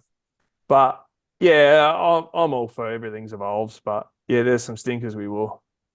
Those full teal socks take the cake, though, I reckon. Hunters in pajamas was interesting. Oh, yes. Yeah, and we got pumped by the Crows, so that was... The Heritage. Yeah, the Heritage were good when we won because all the fans wanted to buy them off the players. So boys were cashing up. They were. Buddy, your 04 one, the old school one. I think you were the poster boy for it. You like the one photo available in it, the red one. That was interesting. We lost Essendon, I reckon, in that one. Yep. Yeah, it wasn't pretty, that Guernsey. It's not something you hang on the wall. Who's that team? Who'd you play for? Oh, that's Port. Oh, is it? Yeah. But I like that. I know there's a lot of history with that history round, but I like that because you got to reminisce. Clubs make a bit of money. Fans like, as we saw now, the flashback one last year of the old lightning bolt, which was the Ansett Cup, or the pre-season comp Guernsey we had back in the day. Now that sold like hotcakes last year. I don't mind that. Going back retro style stuff. So, but I'd love for him to bring back Heritage Round. We have every other round in the AFL. Why can't we have Heritage Round again? Yeah. Bring that back. Absolutely. Bring back Heritage Round. That's what we should do. Crows might struggle, but no. Gonna wheel out the Norwood Guernsey. Oh, yeah. Bring out Oh. the Panthers. Go Panthers. So 2010 Treaders, obviously 7 games in decent touch, I would have thought. Played every game for the first one, and then obviously the Essendon game. Yeah. My question to you is, was it always going to be 2010 the last year, even without injury? I don't know if I can't say yeah, but it was likely because the previous 3 would been, hey, one more year, see how we go. But after I won the BNF and got super fit, I was really struggling for the competitive side. What wore me down was interesting because the interesting bit was I'd struggle with the media, the speculation, the bullshit story, and I ended up going into that career for a long period of time. But for me, as an older guy who sort of answered some critics here before, I remember having a meeting with assistant coach Jason Cripps, who's now Port's list manager. And he said, how you going? I noticed, how you going for the hunger? I said, to be honest, I'm really fit. I'm really well prepared. But I probably mentally didn't have the attitude of screw you, I'll show you, which was still in the previous 12 months. So I was super fit, but come trial games, I was like, I was loving training, having coffees with the boys in between training sessions, lifting weights, being fit, doing all of those, but really just struggled to get up for the competition. I played my 250th in round 2 or 3 or something in Perth, and it went pretty well. I had walked out with the photo behind with my daughter and my son. My youngest son, Leo, hadn't been born yet. He was the end of that year of my 3 kids. So things had changed a bit. Club was obviously got a few challenges. And then obviously I was driving to the game in round 7, you said? Against the Bombers. And I'd had these chats with my wife. She's, why don't you just retire and quit? You're grumpy, rah, which guilty, Your Honour. But I was just stewing with everything to do with it. I got appearance to do for the sponsor. It had just 14 years had been a long time. Yeah. And don't get me wrong, it was never I took advantage of that. I was forever grateful for that. But yeah, I'd won the BNF the year before. They docked me 30% of my pay because I hadn't performed. And I was sarcastic, went back to the club. I said, so I'll get the money back. Oh, and the salary cap's gone up. I'll get my money back. And they're like, oh, no, I can't do that anymore. So I ended up getting a testimonial out of it, which was interesting. So I ended up, at the end of the year, when I'd retired, donated a fair portion of the club because they were struggling financially at that stage, over 20 grand. But yeah, it was a case of get myself ready to play. And then I made a really good first quarter. Kyle Hooker was a young kid, so he sort of was doing all right. I was getting plenty of opportunities. And then the second quarter, being this professional going, I've got to do what they want me to do. Got to push up and chase. So a bloke called Alwyn Davey gets the ball. Oh, shit. Yeah. This bloke's not only got a nitro switch, he's got boosters. If it's Fast and Furious, those cars, he just keeps pressing the extra button. So he was going in he was almost in neutral when he turned. I was going head gasket, ready about to blow, need to put some coolant in the engine. That's how much I was going, right? So I'm running flat out. There's no brakes here. He comes around and I think I'm just about ready to reach and grab him, right? And then friggin' me mate, Matt Thomas, the idiot, who was playing on him. Matt doesn't do anything in halves. He sideways got hold of Davey, right, with one arm, and his legs, as I've put my foot down, his legs have come across and gone whack. So my foot remained on the Docklands turf, but my shin decided to move about 6 inches. So I got taken out friendly fire, trying to do the right thing to chase arguably the fastest man that's ever played the game. So here I am, now, grabbing hold of my shin going, what is this? And I know injuries pretty well. I'm sort of pretty informed. Every time I got injured, that causes that. This is what's... So I was sort of a student of getting myself right now and thinking. And they go, oh, we'll just check it inside. And let's be honest, haven't bullied. I've pressured, manipulated the doctors and physios for 14 years. How can I get back? I'd go to the doctor and they said, oh, you're probably 6 to 8 weeks. Cool. I'd go in that afternoon, I'd go to the other doctor. Hey, Barnesy, the other doctor, said this morning, this is to the current doctor, Mark Fisher, that I should be right in 5 weeks, maybe 6. Oh, maybe if things go right. The next morning I said, I spoke to Fish last night. He's really happy. He said, I'd probably be able to get in 5 weeks if things go well. Oh, you reckon he said that? Eventually get to a stage that they'd have to ring each other and say, "You saying this shit?" Because the Warren's knocked off about 6 weeks of his rehab. But this was the one time I didn't argue with him. So I'm lying on my front. You bring your knees up and your feet are sort of like this, right? And then they go, "Okay, can you test your ankle?" We do a test. I said, "I'm cooked, aren't I?" I go, no, calm down. You're probably not playing again today, right? So once they're actually saying to me, I might be all right.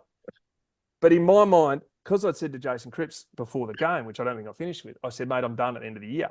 So I want to play every game, get AFL Life membership, 21 games." "Well, so I'm not going to take it. I'm just going to mentally go, this is it. I'm going to give it absolutely everything, no matter what happens."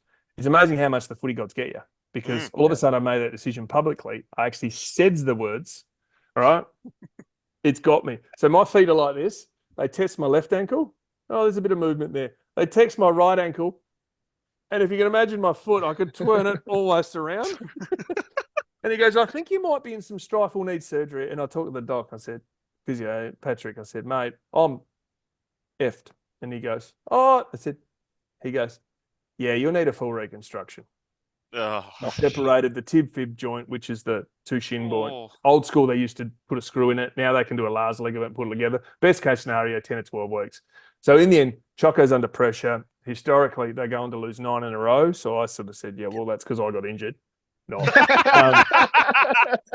Choco, sadly, Choco, I was ready to retire. Choco, and leading in, it was getting angsty. It wasn't a good time between Mark and the board and the new board, how things had gone, and CEO, and the decision of he had an answer before a certain time. We had media camped out, all that. And then I remember pulling Peter Rode aside with the fitness guy, Cam Falloon, at the time, and said, "Guys, I'm rehabbing for life. I'm not rehabbing to come back." They go, "Oh," I said, "Now this doesn't leave the room." "Why?" Because Choco had been saying, "Mate, how far away? You're looking good. Do you reckon you'll be able to return in 3 or 4 weeks?" Mate, I was cooked. I was never coming back. Mentally, I was fried, and physically, it was going to take a fair bit to come back. So in the end, I retired, but I didn't retire until sort of really late in the year. The boys played Hawthorn on one. I did the lap of honour. It was all great closure. Ironically, against Clarko and Andrew Russell, who had been part of the 2004 year. But yeah, I had to delay that decision in my head mentally because Mark had been sacked weeks earlier. Which it wasn't a good time. It was a difficult time, and obviously then Matty goes on and coaches. But from that stage, I was in a commentary box and out of the place, which was sort of sad to see the demise of Port when they were going through financial challenges, and that's where I reckon full credit to the club and the board who've in the AFL have come in and support the Adelaide Oval. It's been an amazing shot in the arm. Club's done really well financially to turn things around. I went to China, was like, wow, how cool is this game being played in China? Obviously, COVID ended that, but it's a really interesting dimension that they've gone through. And now I sit on the other side of it, sitting back and watching, going, geez, how close they came to probably not getting through. Fair enough. So, yeah, Trevor's like looking on the outside and then seeing what everything was going on in the 2011 season with the club, like back-to-back record losses, all this sort of stuff. How hard was it your first season out? It was ugly. What was the ugliest year? 2012 was the ugliest year. I rang. It came out later. Came out when I was luckily fortunate to be inducted in the Australian Footy Hall of Fame that night. I didn't realise anyone told the story, but Gerard Whaley, who hosts that night and interviews you, gets tipped off on some stuff. So one game, Port were putrid. And at that stage, I was working for Triple M when we were rewarding best players for blokes who tried hardest. Like they were a fair way off. And they got pumped by, I don't know who it was. And then Chad Corns retires mid-year. And I picked the phone up to Patrick Keane, who's an ex-Adelaide bloke, who's the head of AFL media. Ran the AFL head media guy for years. And now he's sort of right-hand person to the CEO. Was Gil, and I assume he's in the same position with Andrew Dillon now. And I said, "Mate, can you get Andrew to call me?" He goes, "What do you mean?" I said, "I need to call Andrew. I want to speak to Andrew Demetrio." And he goes, yeah. He goes, "What's up? Can I ask what's up?" I said, "Yeah." I said, "It's about Port." I said, "I want to have a chat if I can." I said, "It's not public. It's off the record. I just want to know what the hell's going on because we're no good." Yeah. So, in the end, he called me back that night and said that he'll put resources around Port. Adelaide Oval's going to happen. Things are getting better. We're undermining the license. We're not going to throw the club to the curb because what I was seeing is that, we're a part-time assistant coach was Dean Laidley at the time, obviously Danny Laidley. We had, Matty didn't have the resources around him, probably getting half the pay that other AFL coaches were getting. they had tarps on the thing, but I understand the club was making good money for having those at the Oval, but it just wasn't a healthy relationship with them and the Sandful, and it was becoming difficult because Port was, whether people believe whatever side you are, the Sandful weren't happy because they were on the hook for Port's demise because they owned them, and then Port weren't happy because they wanted freedom and they wanted a new stadium, and they'd been trying to, all those historical things back from when I was a 13-year-old kid and Mr. Clark nailed me up Port going in the AFL. So there was a lot of those sort of stuff. But I spoke to Andrew, and he was just saying, don't worry, club's not going anywhere, we're going to put resources around him. And then all of a sudden, Matty Primus' decision happens. The board, effectively, old board, Duncanson board, get terminated. Grand final morning that year, 2012. I got a phone call from David Koch a period later going, hey, I said, sounds like someone's been asked for president. It was a confidential call. And I said, if you did that, I think Port fans would be wrapped. And all of a sudden, he comes in with a whole new board. Obviously, it's a member-elect version of it, and finances and new sponsor Renault coming on. And there was a new vibrancy around it, obviously, with the AFL support. The licenses were bought out by both clubs, back to the Sandful. So things changed a lot financially. And Andrew Demetrio, what he told me, he followed through exactly what he did. And soon after, you got GWS and Gold Coast were sort of at that time were entering the comp. So there was a lot of risk. There was a global financial crisis at the time, but they really backed Port Adelaide. And the comp obviously needed Port to be healthy, and that they did that.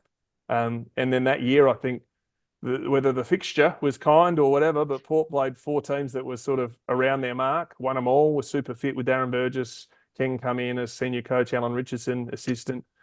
Then they lost the next 5, but then they went into the finals. That was 13. Yeah. Pushed Geelong, but lost, beat Collingwood. Then all of a sudden, Alan Richardson gets the St Kilda job. Phil Walsh comes back from Western Australia to be assistant coach. Then he gets poached at the final year to the Adelaide Crows, who'd made a decision on Brenton Sanderson, and Port kick away from a grand final. So it was amazing how things turned around. It was really a pleasure to watch as someone who was a commentator. 10 years later, and here we are. You're on the verge of obviously with the board nomination. How are you feeling? Obviously going into what's going to be a pretty big decision on as a members elect as well. Well, yeah. Well, for me, the decision was whether I wanted to run, and obviously I was outspoken on some stuff I didn't like, but that's okay. That's what I was. And I know some people might not like that, but some people who have reached out are really supportive of that. But either way, as a commentator, you got to see what you say and stand by what you do. That's for me also. That's the Port Adelaide way. You know what I mean? There's no die wondering the creed. It's all pretty ruthless and pretty straightforward. I get that challenges some people, but for me, the reason who stepped up, I was encouraged to at the start of the year after I tried to run for the members election vote with Darren Cale, and that's fine. It was club's prerogative. What I haven't, and you don't get too involved in it. No one, I didn't try to jump the queue. All I did was just offer my services, and that's okay that it wasn't needed. I was encouraged to run at the end of the year. That's what I'm doing. And for people who think I'm going to blow up my club, God, you couldn't be further from the truth. I love my club. I want to help. I think I can offer something. As we mentioned in this chat, went through the journey as a young player when we had stickers on names on backs with one singlet, one pair of shorts and T-shirt. Well, I think that's what the girls have gone through the last couple of years. They're coming from a fair way back, the women's team. And for me, it's all about helping, not hindering. You're one voice on a board who sets a strategy. The people who are there to do their jobs. And that includes Chris Davies and Ken Hinkley. They're all backed in for the role. I'm here to help.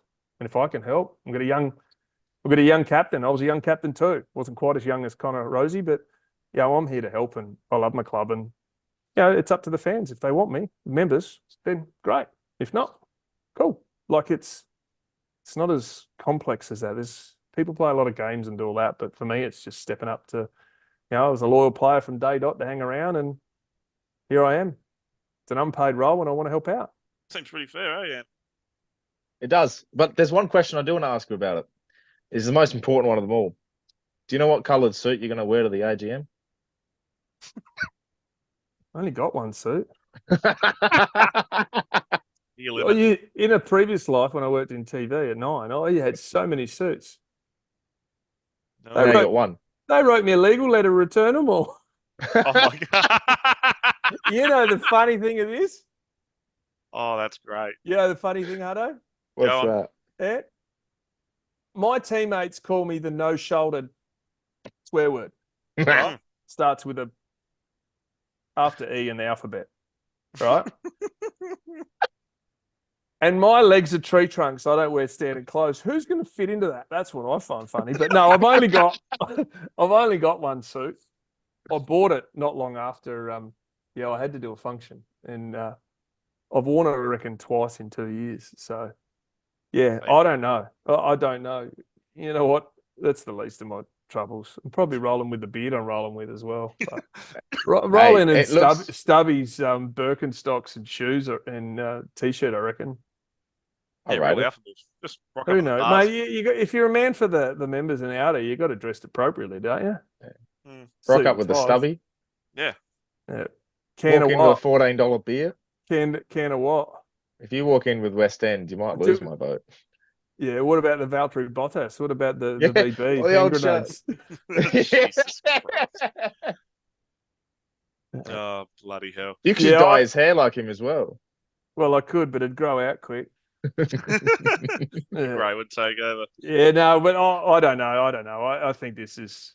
No, I think it's good that there's lots of people want to get involved in. Yeah. And my biggest bit with all of this is, even if you're Foss Williams and John Cale are probably the most, and certainly Russell Ebert, probably the three most decorated people in the club in terms of premierships and success and culture and changing. They've still only got one brick in the wall. You know what I mean? What Koshy's done has been amazing. It's one brick in the wall. What previous board members have done through really tough times, like a guy like Alex Panis is a ripping fella. He was on the board in the dark times, and it's still one brick in the wall, and not bad, but everyone's got one brick in the wall. It's your club, and like fans, you're part of the furniture. It doesn't mean anyone's more important than the other, and that's the bit. I've got a space in my life where I'm able to have time to do it. It's an unpaid role. I'm going to cop a lot of shit if I am successful. But I think you only want what's best. And if you can help out, great. What's wrong with that? And don't worry. My mantra has always been, if I see something, I'll say something and I'll ask a question. People remember too, on boards, you're only doing governance. You're employing people to do their jobs. You're not there to let you get in the way of a CEO. CEO's got to do his job. Coach's got to do his job. Footy man's got to do his job. Recruiter's got to do his job. Players got to do their job. Yeah, it's collective. Yeah, exactly it. Ant, big brother, I reckon. Oh boy, it's time for Big Brother. It's time, Treaders. They got sacked, didn't they? That show.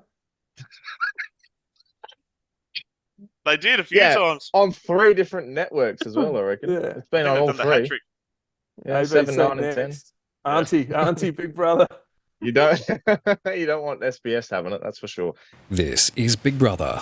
Big Brother is where we talk about footy trips and stuff that happen around the club and stuff like that over the journey. Treaders, have you got a funny story that's happened on a footy trip or an adventure? How blue does it get?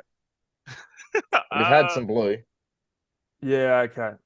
We decided, right, because you can't in your contract do anything dangerous. So Rob Snowden, the footy manager, has rung through to David Armfield and said, what's been going on? The boys have been doing this, hiring scooters, get them off the scooters, not allowed to, it's in breach of your contract. But little did they know throughout the day that we went bungee jumping as well. So me and Brendan Lade went scootering. And remember the old Adelaide's Devil's Elbow before the tunnel went through? You guys are probably a bit young, but you had to sort of go through this snaky trip over the other side of the island to Phuket to go bungee jumping. So all of a sudden we've done it. Me and Lady are absolutely shaken. And then they're like, who's bungee jumped? And we're sitting there quietly going, oh, we might have. They go, well, what gives it away? I said, what? The fact that Lady and I both birthed blood vessels in our eyes. I'd done the right, he'd done the left. Because you go down, you hang upside down so many times, you got pressure. Yeah. But what made it even worse is a teammate of mine whose name I probably won't mention, Nigel Feegett. His trip didn't work out so well. So what's happened is we've all hired these scooters. Coming back, there's monsoon rain. So there's probably 2 inches of rain on the track. And I'm doing like 10 Ks an hour, still shaking from bungee jumping. And next minute we see Feegsy scratching his head with his pink stack hat on. So they give you a dead set stack hat helmet, and he'd come around the corner and written off the scooter. So His footy trip lasted after 2 days because he got there, spent $1,500 to replace 2 scooters because he hit another scooter on the side of the road, and his footy trip he went home very quickly. So it's a dangerous time. But yeah, from the rest of the trip, Lady and I, obviously we're having fun, having a few beers and trying to train. But what happens to increase blood flow? Alcohol. So our eyes stayed effectively, got big bloodshot eyes, 1 bloodshot eye each. We looked as ill as you'll ever get, like we'd caught some Thailand virus. But yeah, when Rob Snowden, the footy manager, rang in and said, "What are the boys doing?" David Armfield said, "Oh yeah, a few have hired scooters, a few have gone bungee jumping, some are looking for skydiving, and we're drinking every night to make sure everyone knows where they are and we're alive." It's like, yep. Shit. Yeah. And that, to be honest, that's where we went, because then it turned into 1999.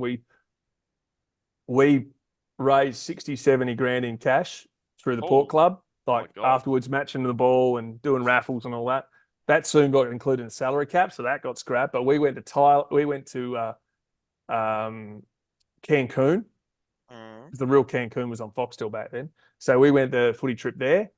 But it was amazing. Jared Schofield Braden Lyle got married. And the boys waited around for a day and a half, and they caught a flight direct from Adelaide to Sydney to LA. They got in 10 minutes after us, and we left the day before. But we took the cheap flight. We went Adelaide, Kuala Lumpur for 4 hours of a sleep, then to Taipei, refuel in Japan, I think, then to half a day in LA, Mexico City, Cancun. Talk about getting screwed over on a smoking flight of all those things. Jeez. So after we had that camp, that was amazing. But that's when it got to a stage that we'd had that year, 99, terrible year, 2000. We went to Berry. We had no money. We've heard about the Berry trip. Stayed at the Berry Country Club. And then from there on in, Andrew Russell arrived. The days of going to the Planet on the Friday night turned into running hills on Saturday morning. So no one was going out. Everyone was too exhausted to ever do anything. So that's when things really kicked in. And we became a team that was sort of forced to be reckoned with, and became fully professional and went through that system from there on in. But yeah, some interesting times. For all the players out there, don't bungee jump, don't burst your blood in your eye, vessels. But yeah, there's funny stories from all over. There's things do. Boys get up to stupid things. Pretty sure we heard about the Berry one from Meaty, didn't we, Ant? Yeah. That was the old Damien Hardwick went home. Yeah. Damien Hardwick went home. Did a backdoor and went home. He wasn't even there yet. Might have been 02. Maybe went back to Berry. Maybe. Who knows? Mate, we're getting the times mixed up. Screwing with timelines. Who knows? But yeah, there's some funny times. But it was amazing. Our first ever trip was to London. We raised a heap of cash, and it was the only way that Greg Bolton put the credit card on the bar at 5 o'clock that night. So we knew we could do a head count, so where everyone was, because everyone was all over London travelling, going to Buckingham Palace, going to soccer games, doing all these sorts of things. But didn't help. No, I went to Crystal Palace actually. Oh. Yeah, first experience of sitting in at Crystal Palace, and that's how I followed the Gunners from there on in. Right. But yeah, the culture was amazing. Loved the English Premier League and I've followed it ever since. But it didn't help us that the next year we had 3 blokes rock up with over 100 skin folds. And I think Adam Huskus broke the AFL record for a sum of 8 sites of 153. Arnie, our fitness coach, David Armfield at the time, he said, "Mate, have you had your wisdom teeth out?" He goes, "No." He goes, "What? So you just fat?" He goes, "Yep." No coincidence. Yeah, we struggled that year, 98. Can't say that now. But that's the bit. That's the bit you learn over the journey. The things at some stage when you're getting younger and older, you get away with stuff, and all of a sudden there's things are doing things right. But yeah, there's some good fun early days. But yeah, really, then you're only there to win games of footy. Pretty well dropped soon after, and that's why senior players are important to do that over the journey. Hey, Huddo. Yep. I reckon we get the random Port merch going. Yep, I think so. Well, Tredrea's random Port merch. Obviously, we showcase some of the finest things that you might have lying around at the house. So you can beat my prison bar jumper behind me, yeah? Probably not. Huddo smash frame, on the other hand. What? I'm scared to pick this up, so I'll smash my frame while we're recording. So I had my frame sorted. So this is my first ever Guernsey I had, which was signed by you when you decided to traumatise me as a kid. And had Don't signed blame footy me notes. for your issues. I'll blame you for plenty. What But did I say to you? What did I say to you? so it was at the old Rowan Jarman store, Manapara opening. So they Oh, yeah. wheeled out the big Yeah. dogs. So there's Treaders. I reckon and, I did that. I reckon I did that for Tony McGuinness back in the day. Yeah, it probably would have been. Glad So he picked one close to home, Manapara. There wasn't the Northern Expressway then, so thanks for that, Fred. so it was you and Maddie, and Maddie was obviously my idol, Maddie, growing up. And I've Yeah. got the 1 on the back of the Guernsey, and you just going, hey, where's the 6? And I felt bloody guilty. I'm just like, Did you go and get it? no. Get stuff then. Oh, you dropped the 6 eventually anyway. Yeah. What do you got? So have you got So the Guernsey? Let's see you smash Guernsey. I'll see if I can try and pick it up because Only glass, mate. Be careful. I genuinely might. Yeah, I can't actually grab it out the frame, so I'm not even going to bother about that. But I have something else. So, Treaders, have you noticed something missing around the house? No. Oh, I flogged your premiership medal. Oh yeah, good. So yeah, the from the Port Adelaide Archives collection thing. That's the 150 year, wasn't it? Yeah, the 150. They did that unbelievably well. That Yeah. you know, they had 3 cracks at trying to get the mold on that. Oh, really? Yeah. Really? Ah. Yeah, they wanted me to leave it with them. I said, no. This is the one thing I ain't leaving with anyone. Yeah. You're just sitting there, just arms folded, like. Yeah, well, You're it's funny training. though. Like a bit of a yarn. I've got another little frame Guernsey, but from the Magnies one, the sample did back then. They'd give you, and I've got it framed just behind me, but they give you sort of like a plastic medal, Oh. and then they do a sample premiership dinner where you get given your proper sample premiership medal. Oh, okay. So you roll around with some plastic little doofling because they know you're going to probably get drunk and lose it. Whereas the AFL ones, I reckon they even may actually be partly gold or something like that. They are a lot heavier than obviously what the model is, but you don't get another one. So anyone who thinks you might get another one, don't ever get too drunk and lose it because it could be really costly. Yeah, so that's mine answer. I've got the replica of Treader's premiership medal. But The only all medal you framed, hold. I've got my under 15 What do you got, Ant? premiership, mate. So Me, I've got what is now probably a running go. bib, a little crop top What? these days. Well, it's the 2004 Guernsey. Oh, nice blurred screen there, mate. But Oh, yeah, it's blurred. Well, anyway, it's the 2004 Guernsey signed by pretty much the whole premiership team. And there's, I don't know if that's going to unblur, but that's 17. Predators. 17. I had What? Stewie Jew. Oh, mate. Yeah. Hey, I've got Another something, off. but it might take a little bit to get there because I'm out in my shed. It's school holidays and I'm hiding from the kids, and they've been bashing on the glass because they've got to want to play Fortnite again. But Kick come them off with the me for internet. a walk. Do you know Oh, here Phil we the go. Power Taylor? Yes, Yes. darts. All right. It cost me $500. I reckon I'd had a couple of beers. So I'm out in the shed hiding. Oh no, I've just kicked something over. Oh, don't be afraid. This is what I paid $500 for. Oh, That wow. is sick. Hasn't been used. So if you want, I'm willing to sell it for you. Oh, yeah, you want more though. No, I'll do a deal. But how's this bloke? Till Cup. Look Oh, at that hair, mate. Jesus How's the feathers? I Christ. could have sold them back there. Far out. But you know How's the the one hair? thing that Port Adelaide blokes aren't too smart with? Oh, What's no. that? When we won the flag, we got something really special. Oh, here we go. What does that say, boys? What's the key to the city? You know, some dumb teammates of mine. Oh, They no. thought that meant they could go to any bar and get free grog for the whole week. Dried up really quickly with Crows fans, and they actually had a key. So we got the key to the city. There you go. It's Oh, like yeah. skeleton key can open any door in the bloody. Mate, so if we want to go and ransack some joints, I've got the keys, all right? True Port Adelaide podcast now. Absolutely. Grab it, it's free, she said. Oh, that's bloody terrific. Well, that beats your Stewie Jew Guernsey Ant and my smash frame. So Yeah, The winner. oh, got some Yeah. junk Nice work, here, don't Shredders. worry about that. yeah, no, Good to that's chat, good. lads. Yes. Just give me at least 2 votes for the the Port board, so I don't go home empty-handed or. Oh, well, it depends on your answers to the next thing. We got I two thought more we were things. done. We got two more things, and then we're done. Jesus, you do the longest interviews in the world, you blokes. you're the We one don't that's do it- talking. Like Matt Oh. Thomas, we don't do anything half-assed. Yeah, Oh, get your ankles ready, Treaders. oh, go.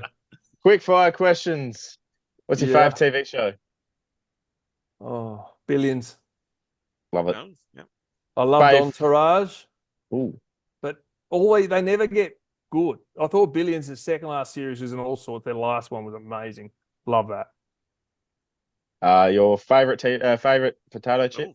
flavour? Red Rock. Yeah. The Go-to karaoke the song? The chili one. The chili one. I don't sing. Bullshit. No. No. I We are the champions. yeah, no, I don't really like singing. I don't like dressing up either. Oh, well, that defeats my next question. Is what's your I go-to rocked Mario up to Kart Brett character? Evans' 40th with the only one not dressed up. I reckon that was uncomfortable. Oh, good. Dressed up as Lord. yourself. Yeah. Oh, that's what they said. I was like, oh God. Yeah, no. Nah. Jesus.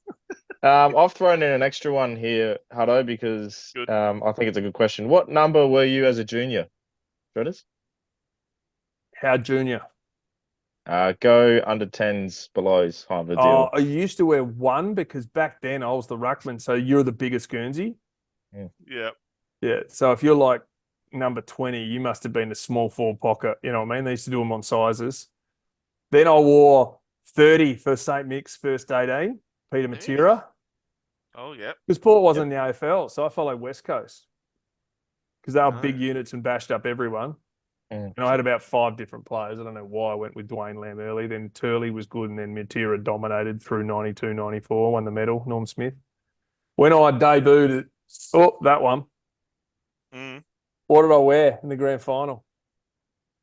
What number? Well, I was one, so, and Ant wasn't even born. No, I'm asking a question of you boys, the Port Nuffies. What was my number here? Wasn't it? 56. I was going to say it was in the 50s, wasn't it? Yeah. Yeah, number 56. Jesus. I started in the 19s, got dropped to the 19s in the preseason, and then when I played my reserves, I was allocated number 56. Nice. How'd that make you feel? Heavy. It was heavier than I was. Probably added 5 kilos to me carrying that number. 56. Last question. What is your favourite shapes flavour? Oh, you blokes love this stuff. Gavin Wanganeen said triangles, just saying. He said shapes, not the actual flavour. He had no idea what was going on.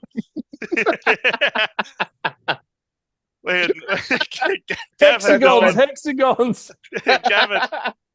Gavin had no idea. Oh, Hexagon's barbecue, by the way. yeah, no, it's out of barbecue and pizza. You're a basic bitch. As a kid, it would have been barbecue, but I've gone to more pizza. Yeah. Anyone who Well- picks cheese needs to be mentally checked. And if you're a chicken crimpy man, they're good for 2, and then they get clammy in your mouth. That's enough. That's actually What are you probably a boys? Yeah, I'm crimpy. That's a fair Of course, assessment. yeah, predictable. Yep. I'm barbecue. Yeah, okay. But pizza's flavour. And then what's the protocol then? We're serious.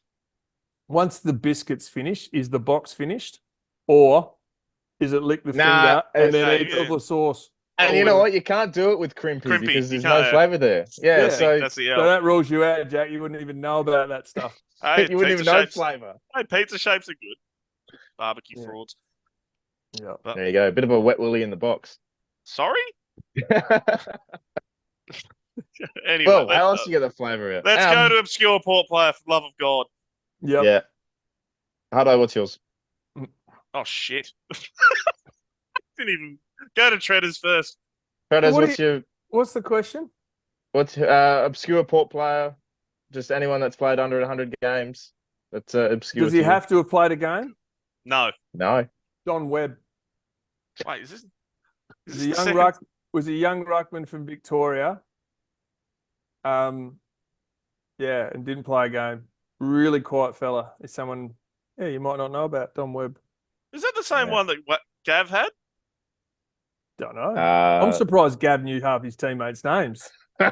Actually, no, there was a case where Gav forgot somebody, didn't he? I think Yeah. Gav forgot someone he played with. It Yep. was quite good. That's Gav though. Gav just works on Gav time. Yeah. Who's another one? Paul Koularitis. Yes. Yes, Yeah. like that. Yep. Few games. Tom Harley played one game, kicked a goal, and then we traded him. Yeah, that worked Became out a well. premiership player. Yeah, we played him into form, didn't we?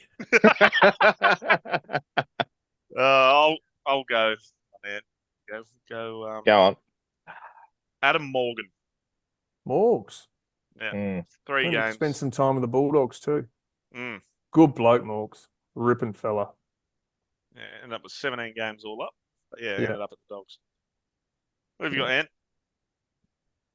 I've actually forgotten how to pronounce his name, Oh, but it looks no. good on paper.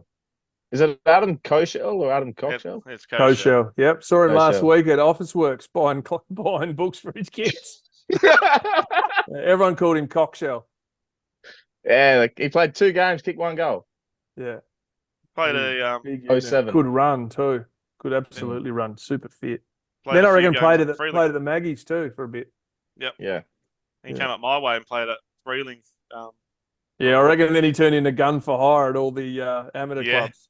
Not earning any money. The under the Yeah. table deals. Yeah. nothing about that at all. Yeah. But And I Huddo, don't- one final question. yeah, well, I don't know. I don't think Tredera's going to know who the hell interesting Matthew Lobe is. But the question I always go with at the end, Tredders, this is to stitch you up, so we haven't got it on your run sheet. I always ask people who's the hardest bloke you ever played on, all that, but who's the easiest bloke you ever played on? Who'd you cash in on? Well, it certainly wasn't I had Trump, a good. No, he was hard, mate. He was Yeah. a big unit. I know, but kicked your ass Mind all the you- time. Oh, come on, mate. Give me a spell. Max Hudson would have been a bit of a bloke you got. He was all right. He couldn't run. That's all right. Nah. Truck Rutten. I won a medal on him and Bocky. Yeah. And then might have struggled. Didn't help when I nearly had my leg amputated trying to run around. And I thought, oh, I'll move this bloke. Jesus, God, he doesn't move. No, he's a good defender. Who?